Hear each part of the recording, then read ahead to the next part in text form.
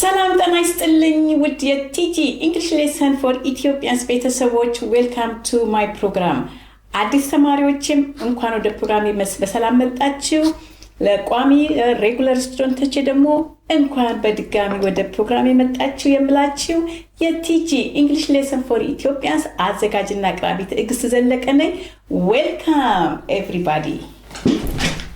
Today we are going to learn part 21. Part 21 is a following up of our last study, which was module verb.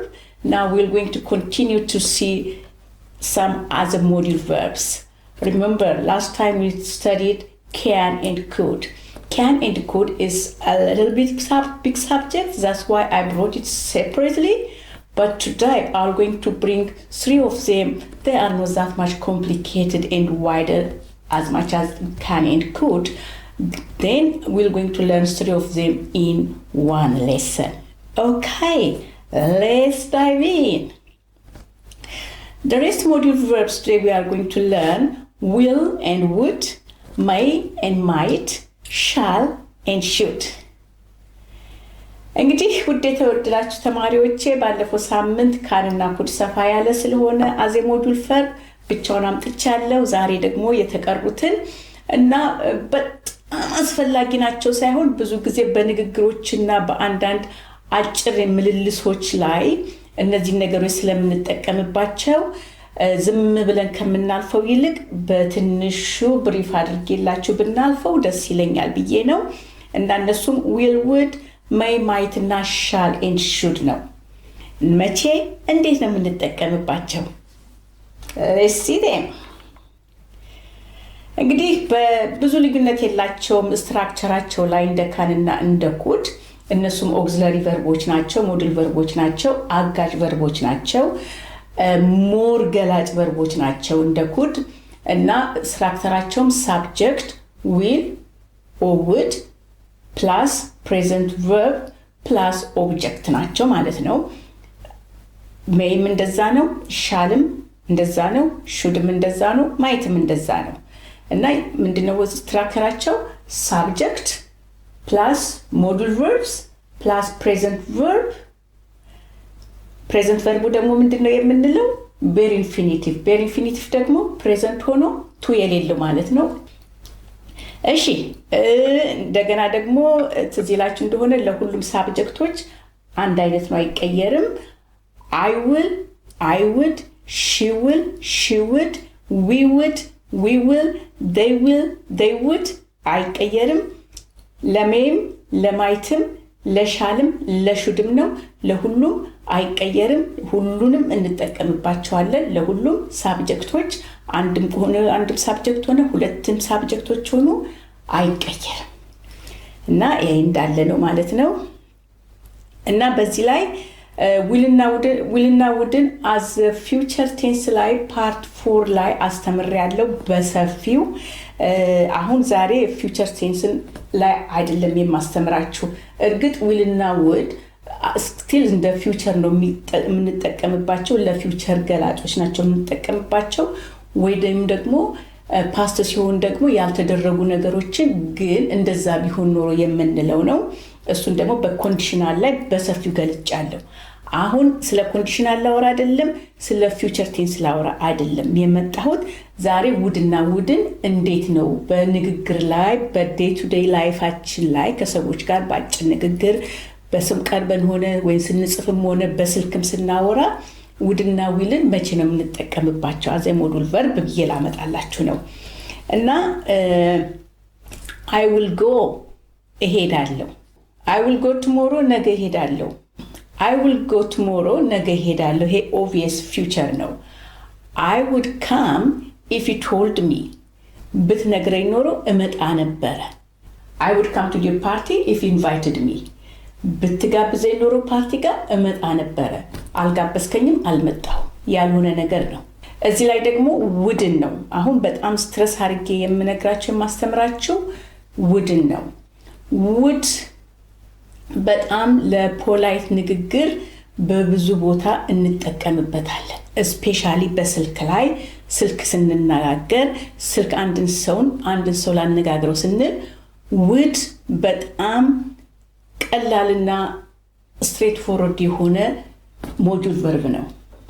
ሁለተኛ ነገር ደግሞ በእንግሊዘኛ ደብዳቤ ስንጽፍ አንድ ነገር ላይ አፕላይ ስናደርግ የሥራ አፕላይ ስናደርግ የምንፈልገውን ነገር ስንጽፍ የመጀመሪያው ሴንቴንሳችን ላይ I would like to inform you ብለን እንጀምራለን። I would like to ብለን ስንጀምር ይሄ ፊውቸርም አይደለም ፓስትም አይደለም፣ ግን በእንግሊዘኛ አጻጻፍ ላይ የአጻጻፍ የሪስፔክት የዘይቤ ብንለው በአማርኛ ዘይቤ ስንለው በቃ ያ ነገር ለዛ ነገር አስፈላጊ ሆኖ ስለተገኘ በዘይቤ በዘልማድ የምንናገረው ነው። ምንድነው? would I would like to inform you I'm quitting my job. I would like to inform you that your order is arrived ብሎ እንደዛ በሚልበት ጊዜ በማንኛውም ነገር ላይ ደብዳቤ ላይ ሲጻፍ I would እንጠቀማለን ማለት ነው። ስልክ ላይ ደግሞ ያ would more polite ነው። በተለይ ስልክ ላይ ለኛም ለምሳሌ could I talk to ከምል ይልቅ I would ስል ኖርማሊ ለምሳሌ I would ስል ያንን ነገር ስቲል ሪስፔክት ሴንስ አለው። ሁለተኛ ነገር ደግሞ ቢዝነስ ላይክ አለው። የቢዝነስ አነጋገር ሞር ውድ ነው በስልክ የምንነጋገረው። I would like to talk to Mr. Smith from account department please ስል ቢዝነስ ላይክ ነኝ ማለት ነው። ወይም ደግሞ ኦፊሻሊ ወይም ፎርማል ስልክ ስደውል ነው ማለት ነው። በዚህ ጊዜ ተቀባዩ ይለኛል just please hold on ይላሉ። ወይም ደግሞ would you mind hold on a sec until I transfer you to Mr. Smith please ይሉኛል። በአማርኛ ስንናገረው ጤና ይስጥልኝ እባክዎን ሚስተር ስሚዝ ላነጋግር ፈልጋለሁ ከአካውንት ዲፓርትመንት ስል ተቀባዩ ሚስተር ስሚዝ ካልሆነ ተቀባዩ ሴክሬታሪ ከሆነች ኦኬ ትልና ያው ማንነቴን ትጠይቀኛለች። እሱ ሌላ ጊዜ በፎርማል ቴሌፎን ኮንቨርሴሽን መጣበታለን። ስትጽፉ ስትናገሩ በፖላይት ውድን ትጠቀማላችሁ። እንደገና በስልክ ኮንቨርሴሽን ላይ እንደነገርኳችሁ ነው ማለት ነው። በተረፈ ደግሞ ሁለተኛው ነገር ደግሞ ሪፖርት ስፒች የሚባል አለ። ሪፖርት ስፒች ማለት እኛ የምንናገረው ሌላው ሰው የተናገረውን በቀጥታ መልእክት ስናስተላልፍ ነው።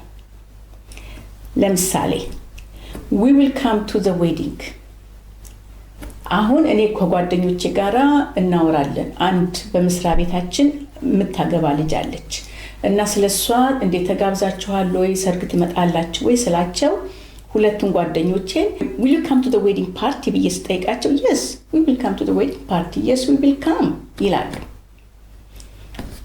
አሁን እነሱ ናቸው ያሉት። እኔ ደግሞ ሌላ ቦታ ከሌላ እነዚህ ሰዎች ካነጋገርኩ በኋላ ከሌሎች ሰዎች ጋር ሳወራ ምን እላለሁ? እከሊትና እከሌ ሰርግ ሊመጡ ይሆን ይመጣሉ ይሆን ተጋብዘዋል ተብሎ ብጠየቅ yes they would come to the party they said past ነው። ምክንያቱም አሉ ነው የምለው ብለዋል ነው የምለው። ብለዋል ስል ውልን አልጠቀምም። ቡድን ነው በእንግሊዘኛ ህግ የምጠቀመው ማለት ነው። yes they said they would come to the wedding party። ኔጌቲቭ ሲሆን ደግሞ እንዲሁ በዳይሬክት ስፒች እንዴት ነው ሰርግ ትመጣላችሁ የከሊትን ሰርግ ትመጣላችሁ ስላቸው no we will not come to the wedding ብለው ይነግሩኛል። እኔ ደግሞ ሾካኪቶዬ ሌሎች ሰዎች እነዛ ሁለት ሰዎች በሌሉበት ስናወራ እንዴት ነው ከሷ ጋር እኮ አይግባቡም they don't get along with her are they coming to the wedding are they invited will they come to the party ሲሉ ነው እሜቴ ሾካኪት ተነግሮኛል።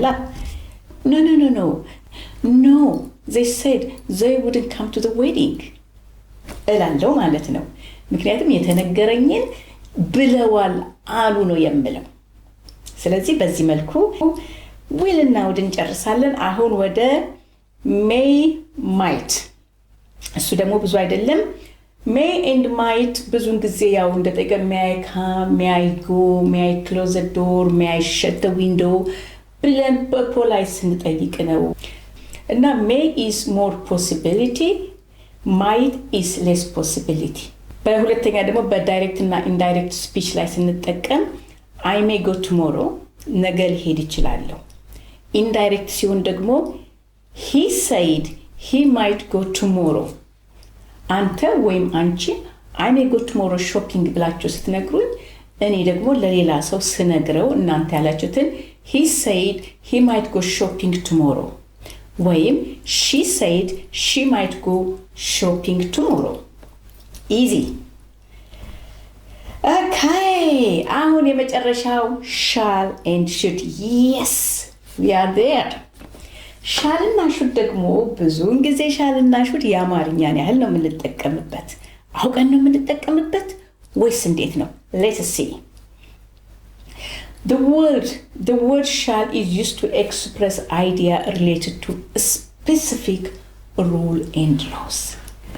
አሁን ምንድነው ሻልን የምንጠቀምበት አይዲያችንን ኤክስፕረስ እናደርግ ነው። ሐሳባችንን ስንገልጽ የኛን ሐሳብ ለአንድ ሰው ስናካፍል ነው። ይሄውም ደግሞ የሆነ የስፔሲፊክ ሩልና ለው ህጎችንና መመሪያዎችን ወይም ሩሎችን ህጎችንና ሁኔታዎችን መደረግ ያለባቸውና መደረግ የሌለባቸውን መከበር ያለባቸውን ህጎችና መከበር ያለባቸው ህጎች ለሌላ ሰው እንዲህ ብታረግ ነበር ስናረግ ትንሽ should and shall should በተለይ ቦሲ ነው።